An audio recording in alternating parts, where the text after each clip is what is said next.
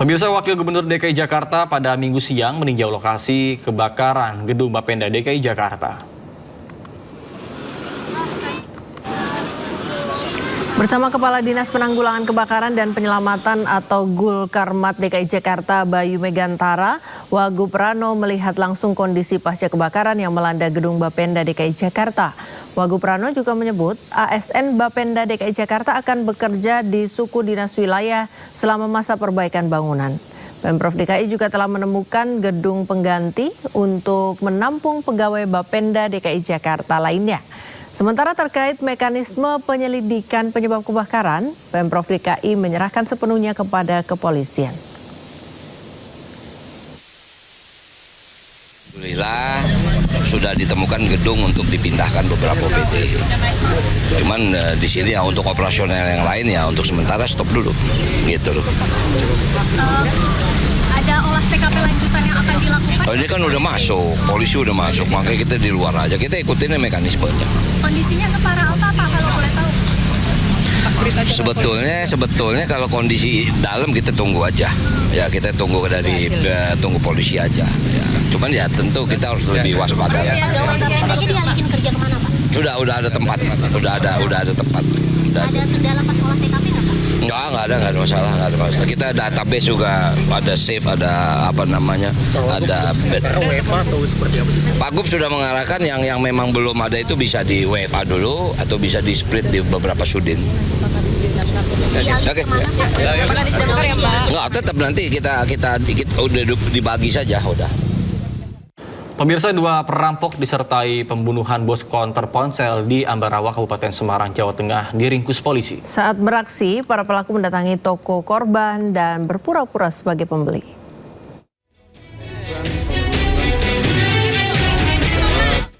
Hilangnya bos konter handphone Chandra Waskito di Ambarawa akhirnya terungkap. Setelah jasad korban ditemukan di dalam mobilnya di Desa Trisari, Gubuk Grobogan. Aparat Reskrim Polres Semarang langsung bergerak cepat mengejar kedua pelaku.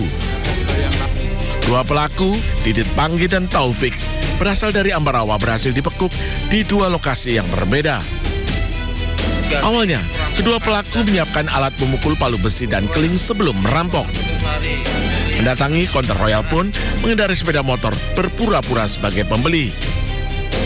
Saat korban lengah, pelaku langsung menyerang korban dengan menggunakan palu besi hingga tewas di lokasi. Kemudian pelaku menggasak puluhan telepon seluler. Menghilangkan jejak, kedua pelaku mencopot dan membuang CCTV, membersihkan konter menggunakan cairan pembersih. Kemudian korban diangkat, dimasukkan ke dalam bagasi, dibuang ke rumah kosong di kawasan Grobogan. Kedua pelaku melarikan diri ke Ambarawa menggunakan transportasi umum dan ojek daring. Adapun yang menjadi motif dari pelaku melakukan tindak pidana tersebut yaitu motif ekonomi. Barang bukti yang diamankan yaitu 1 unit kendaraan roda 4 Honda Jazz yang merupakan milik korban, kemudian 53 unit telepon genggam yang ditemukan di TKP. Kini kedua pelaku dijerat pasal berlapis tentang perampokan dan pembunuhan berencana dengan ancaman hukuman 20 tahun penjara. Dari Kabupaten Semarang, Jawa Tengah, Luri Salulu, iNews melaporkan. Pemirsa, Direktur Reserse Kriminal Umum Polda Sumatera Barat terlibat cekcok di jalan dengan pengemudi minibus. Insiden yang dipicu saling salib di jalan tersebut kini berujung pada pelaporan ke Bidang Propam Polda Sumbar.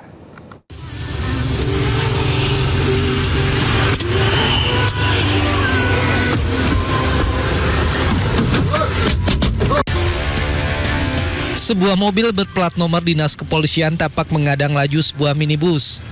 Sejumlah orang dari mobil dinas tersebut kemudian turun hingga terjadi keributan dan cekcok.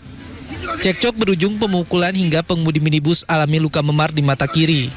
Pengemudi minibus menyatakan peristiwa itu terjadi saat dirinya sedang dalam perjalanan menuju Bandara Internasional Minangkabau. Tak terima atas kejadian yang dialaminya, korban melaporkan kasus itu ke Bidang Propam Polda Sumatera Barat. Awalnya Billy mau menyelip mobil Bapak home base ini bang. Jadi pas Billy nyelip, Billy udah klakson duluan kan bang. Terus udah Billy hidupin sen kiri. Jadi pas setelah Billy nyelip, udah duluan mobil Billy kan bang. Terus dia drivernya itu mau nyelip juga bang. Jadi pas mau nyelip tuh ternyata drivernya ini kaget bang. Terus tiba-tiba Billy berhentiin. Tiba-tiba langsung ngeroyok berempat orang. Pihak Polda Sumatera Barat membenarkan adanya insiden tersebut dan internal Propam masih melakukan pemeriksaan mendalam. Ada salah satu mobil berplat merah ini menyalip dari sebelah kiri, kemudian membahayakan kepada mobil yang dikendarai oleh salah satu personil Polda Sumbar. Tapi namun informasi ini tentu seperti yang disampaikan diperintahkan Pak Kapolda tadi akan didalami, akan dilakukan tindak lanjuti oleh Kabid Propam Polda Sumbar seperti apa kejadian sebenarnya. Peristiwa ini berlanjut ke proses pemeriksaan. Polda Sumatera Barat menyatakan hasilnya akan menentukan ada atau tidaknya pelanggaran dalam insiden tersebut. Dari Padang, Sumatera Barat, Budi Sunandar, iNews melaporkan.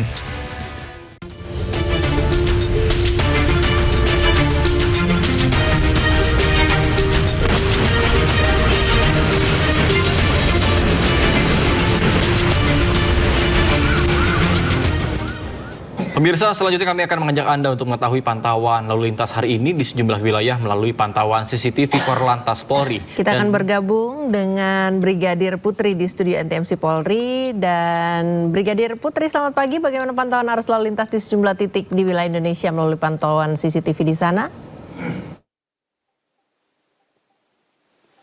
Terima kasih rekan Nata dan juga rekan Friska di studio, dan selamat pagi pemirsa. Mengawali aktivitas pagi Anda, NTMC Polri kembali hadir untuk memberikan informasi seputar kondisi arus lalu lintas lewat pantauan CCTV NTMC Korlantas Polri.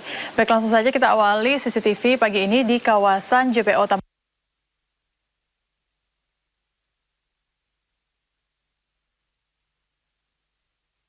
arah Grogol melalui jalur arteri terpantau cukup ramai, cenderung tersendat imbas dari terus meningkatnya jumlah volume kendaraan di jam berangkat perkantoran pagi hari ini.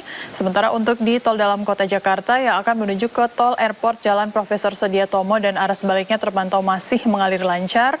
Dan untuk lalu lintas dari tol Jakarta yang akan menuju ke arah Tangerang dan arah sebaliknya juga pagi hari ini terpantau masih kondusif lancar.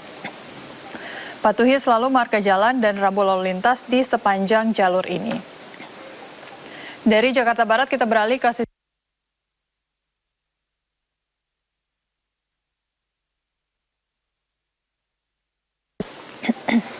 lalu lintas dari arah Pancoran yang akan menuju ke arah Semanggi terpantau masih normal lancar, begitupun arah sebaliknya juga terpantau masih mengalir lancar. Terlihat kecepatan kendaraan juga ditempuh dalam batas normal, berkisar kurang lebih 40 sampai 50 km per jamnya.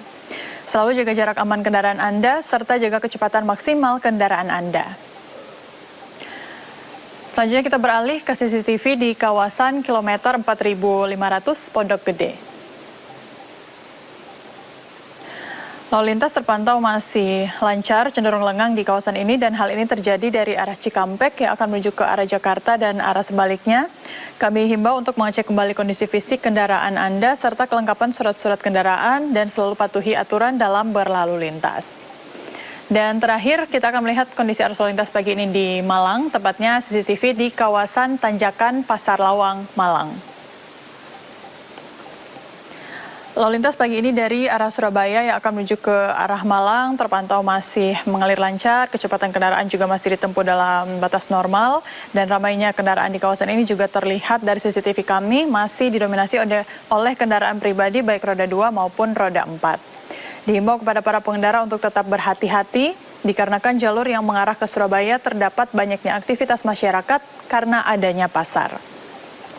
Ya pemirsa, berdasarkan data IRSMS Korlantas Polri, angka kecelakaan lalu lintas di Indonesia 1 kali 24 jam terjadi sebanyak 218 laka lantas. Dengan rincian 15 meninggal dunia, 33 luka berat, 300 luka ringan. Dari 218 kasus tersebut, 69% didominasi kendaraan roda 2. Untuk itu kami menghimbau kepada seluruh pengendara khususnya roda 2 agar selalu tertib dalam berlalu lintas.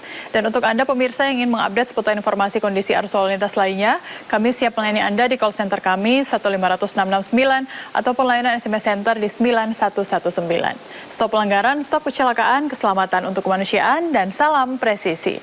Demikian informasi yang dapat kami sampaikan. Semoga bermanfaat. Kembali ke rekan-rekan di studio. Terima kasih. Ya, terima kasih Brigadir Putri Cikita atas laporannya. Selamat bertugas kembali dan salam presisi.